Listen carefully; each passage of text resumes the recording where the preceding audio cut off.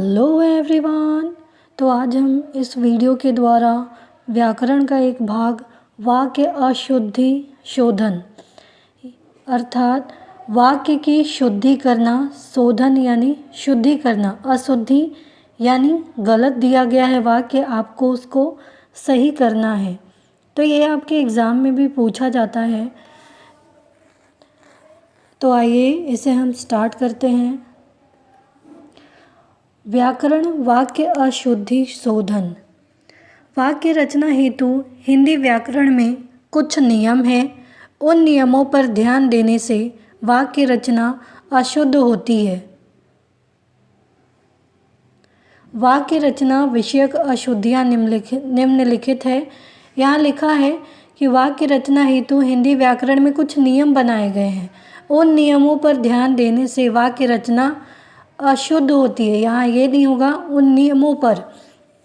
अगर आप ध्यान देंगे तो आपकी वाक्य की जो रचना होगी वो शुद्ध होगी, न कि अशुद्ध होगी। लिखा है वाक्य रचना विषयक अशुद्धियाँ निम्नलिखित हैं। वाक्य रचनाओं से कौन कौन सी अशुद्धियाँ होती हैं और क्या क्या हमें ध्यान रखना होता है।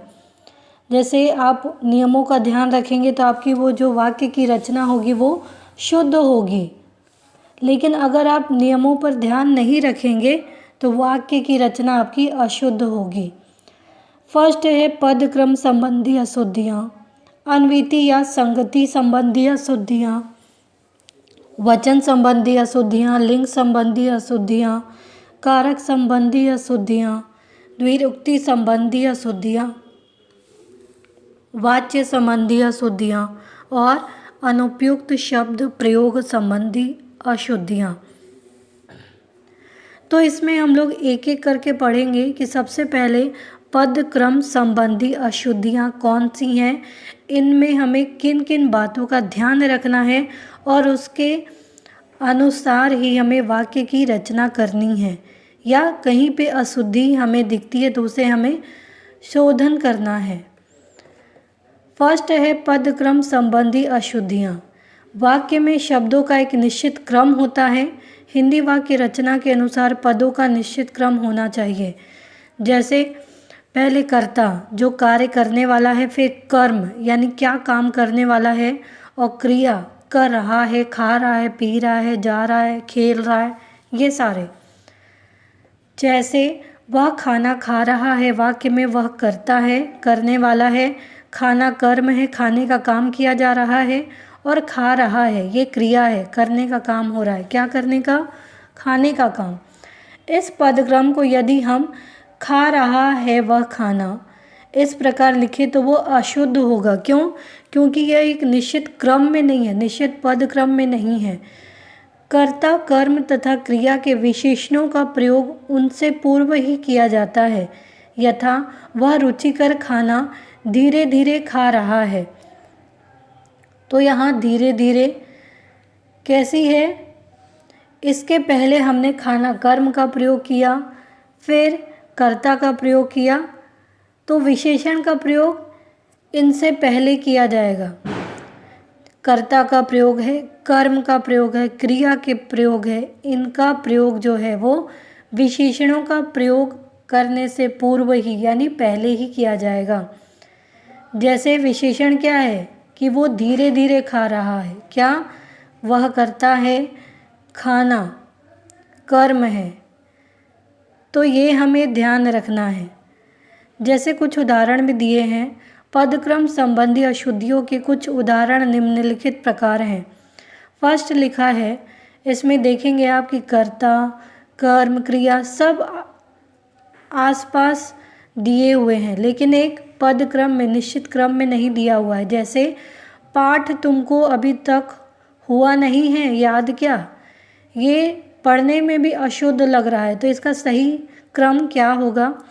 क्या तुमको पाठ अभी तक याद नहीं हुआ है? तो पहले जो भी करता है, क्या काम कर रहा है, कर्म क्या है उसका और उसकी क्रिया, इस प्रकार से हमें ध्यान रखना है। सेकंड है, मैंने उत्तर दिया जब उसने पूछा तो मुझे। इसे अशुद्ध लिखा है, इसे हम शुद्ध करना है। जैसे जब उसने मुझे पूछा तो मैंने उत्तर दिया। थर्ड है उसने एक फूल की माला खरीदी। तो यहाँ सही आपको क्या करना, एक फूल की माला, तो उसने फूलों की एक माला खरीदी। एक फूल की माला कभी नहीं हो सकती, वो बहुत सारे फूलों से मिलकर माला बनती है। तो एक फूल की माला गलत है, तो उसने फूलों की एक माला खरीदी, ये निश्चित क्रम है इसका। फिर लिखा है बहुत से यूनान के विद्वान यहाँ आए हैं। तो इसका सही क्या होगा, यूनान के बहुत से विद्वान यहाँ आए हैं। ज्ञात है तुम्हें मोहन का पता गांव का क्या, क्या तुम्हें मोहन का गांव का पता ज्ञात है। चल रहा है धीरे धीरे वह, तो वह धीरे धीरे चल रहा है। तो हमें नियम को ध्यान में रखना है कि पहले कर्ता फिर कर्म फिर क्रिया ऐसे होती है। अन्विति या संगति या सही मेल होता है। वाक्य में प्रयुक्त पदों की परस्पर संगति स्थापित करना ही अन्विति है। इस अन्विति के अनेक रूप होते हैं कि संगति कैसे हम सही मेल कर सकते हैं, उसके भी अनेक रूप होते हैं। फर्स्ट दिया है कर्ता एवं क्रिया की अन्वति। कर्ता एवं क्रिया की कैसे सही मेल हो सकता है, तो जैसा कि पूर्व में ही यानी पहले ही बताया जा चुका है कि कर्ता के लिंग और वचन के अनुसार ही क्रिया का लिंग एवं वचन निश्चित होते हैं। अगर एक वचन में है तो क्रिया भी एक वचन में होगी, बहुवचन में है तो क्रिया भी बहुवचन में होगी। जैसे राधा पढ़ती है, यहाँ राधा स्त्रीलिंग है, अतः क्रिया भी स्त्रीलिंग ही प्रयुक्त होगी। जैसे घोड़ा दौड़ता है, तो घोड़ा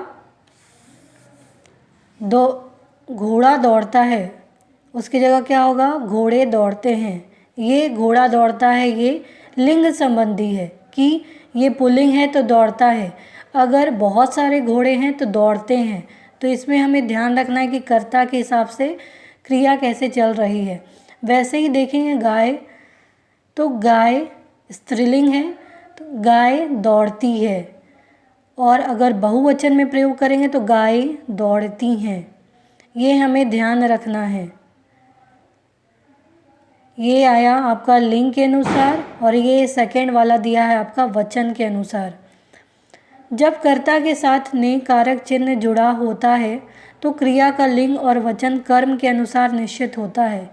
जैसे उसने पुस्तक पढ़ी, यहाँ पुस्तक में क्रिया का लिंग पुस्तक के आधार पर स्त्रीलिंग रखा गया है। जैसे उसने पुस्तक पढ़ी, तो ये पुस्तक के अनुसार यहाँ क्रिया का रूप डिसाइड किया गया है।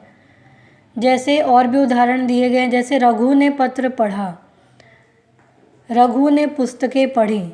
यदि दो कर्ताओं में से एक मध्यम पुरुष का हो तो मध्यम पुरुष बहुवचन ही क्रिया प्रयुक्त होती है। जैसे तुम और मैं कल चलेंगे, तो पहले तुम यानी मध्यम पुरुष और मैं यानी उत्तम पुरुष। तो ये इस प्रकार इसका प्रयोग हुआ। जैसे दो कर्ता लिखा है, दो कर्ता तुम और मैं, ये दो कर्ता हैं। मध्यम पुरुष का हो तो मध्यम पुरुष बहुवचन में ही क्रिया का प्रयोग होगा। जैसे तुम और मैं चलेंगे, तो क्रिया का प्रयोग चलेंगे ये बहुवचन में हुआ। तुम और कल्याण कब जाओगे। उसी तरीके से यदि दो कर्ता और दो से जुड़े हों तो अंतिम कर्ता के अनुसार क्रिया का वचन और पुरुष निश्चित होगा। जैसे लड़का या लड़की जाएगी, जैसे ये दो दिए हैं तो लास्ट में जो दिया है कर्ता उसके हिसाब से क्रिया होगी। स्त्रियां या लड़के बैठेंगे, यहाँ ऐसे नहीं लिखना है कि स्त्रियां या लड़के बैठेंगी। तो सेकंड में यहाँ लड़के लिखा है तो उसके हिसाब से होगा बैठेंगे। वैसे ही लड़की यहाँ सेकंड में लिखा है तो वहाँ उसके हिसाब से क्रिया होगी जाएगी। कर्ता के प्रति आदर व्यक्त करने के लिए एक वचन कर्ता के साथ ही बहुवचन की क्रिया का प्रयोग किया जाता है। जैसे चाचा जी आ रहे हैं, चाचा जी एक वचन है और आ रहे हैं बहुवचन है। तो आदर व्यक्त करने के लिए, किसी को रिस्पेक्ट व्यक्त करने के लिए एक वचन कर्ता के साथ हम बहुवचन का प्रयोग करते हैं। वैसे ही सेकेंड में लिखा है पुरुष के अनुसार कर्ताओं की अन्विति, उनका सही मेल। यदि किसी वाक्य में विभिन्न पुरुषों के एक से अधिक कर्ताओं का प्रयोग हो तो उनके निश्चित क्रम में रखा जाता है। पहले मध्यम पुरुष, फिर अन्य पुरुष, फिर उत्तम पुरुष का प्रयोग होना चाहिए। जैसे तुम और गणेश कहाँ जा रहे हो। तुम हो गया मध्यम पुरुष, गणेश हो गया अन्य पुरुष। तो पहले इस प्रकार से सीक्वेंस होना चाहिए, क्रम होना चाहिए। पहले मध्यम पुरुष का जिसमें तुम आएगा, अन्य पुरुष जो अन्य व्यक्ति के लिए आएगा, उत्तम पुरुष मैं तुम, ये सारे। सेकंड दिया है तुम श्याम और मैं घूमने जाएंगे। तो पहले तुम आएगा, फिर श्याम, फिर मैं। ये मध्यम पुरुष, अन्य पुरुष और उत्तम पुरुष के अनुसार हो रहा है कि उनके अनुसार क्रिया में क्या होगा, कर्ता किस प्रकार से होगी, कैसे इनका सही मेल होगा। विशेष्य तथा विशेषण के अनुसार, विशेषण का सही लिंग और वचन अपने विशेष्य के अनुसार होता है। जैसे हम जानते हैं संज्ञा या सर्वनाम की जो विशेषता बताएगा वो विशेषण, और जो विशेषण की विशेषता बताएगा वो विशेष्य होता है। अच्छा लड़का दोनों पुल्लिंग है तो एक वचन, अच्छे लड़के दोनों पुल्लिंग है बहुवचन, अच्छी बालिका दोनों स्त्रीलिंग है एक वचन में है, अच्छी बालिकाएं दोनों स्त्रीलिंग है, ये दोनों बहुवचन है। तो बोलचाल में अच्छी एक वचन में ही बोलते हैं, चाहे आप किसी में भी इसका प्रयोग करो, एक वचन में ही हमेशा अच्छी का प्रयोग किया जाता है। फिर है संज्ञा और सर्वनाम की अन्विति, किस प्रकार से संज्ञा और सर्वनाम का सही मेल होगा। तो वाक्य में किसी सर्वनाम का प्रयोग जिस संज्ञा के स्थान पर है उसी के लिंग विषयक अशुद्धियों के आप उदाहरण अनुसार उसके लिए और वचन निश्चित होते हैं। यथा चोर भागा क्योंकि वह चोरी कर रहा था, ये रॉन्ग दिया गया है। तो हमें ध्यान रखना है। ये बालिकाओं ने कहा कि वे घूमने जा रही हैं, ये शुद्ध है। तो इसका हमें ध्यान रखना है कि किस प्रकार से संज्ञा के अनुसार होता है, विशेषण के अनुसार होता है, पुरुष के अनुसार होता है, कर्ता के अनुसार होता है। ये सारे आते पद क्रम में, यानी सीक्वेंस कैसे होना चाहिए और क्रिया का किस प्रकार से प्रयोग होना चाहिए। तो इस प्रकार से हम देखते हैं कि इसका पार्ट 1 वाक्य अशुद्धि शोधन का पार्ट 1 यहीं कंप्लीट होता है। उम्मीद है आपको ये वीडियो समझ में आया होगा, इसके टॉपिक समझ में आए होंगे। तो आप इसके ज़्यादा से ज़्यादा प्रैक्टिस करें ताकि आपको प्रॉब्लम नहीं हो। नहीं तो अगर आप ज़्यादा नियमों को रटने में अगर रह जाएंगे तो ये आपसे नहीं होगा। आप ज़्यादा से ज़्यादा उदाहरणों के प्रैक्टिस करें ताकि आपको ये और ज़्यादा क्लियर हो जाए। तो प्लीज़ आप इसे लाइक करना, सब्सक्राइब करना, कमेंट करना ना भूलें। Thank you.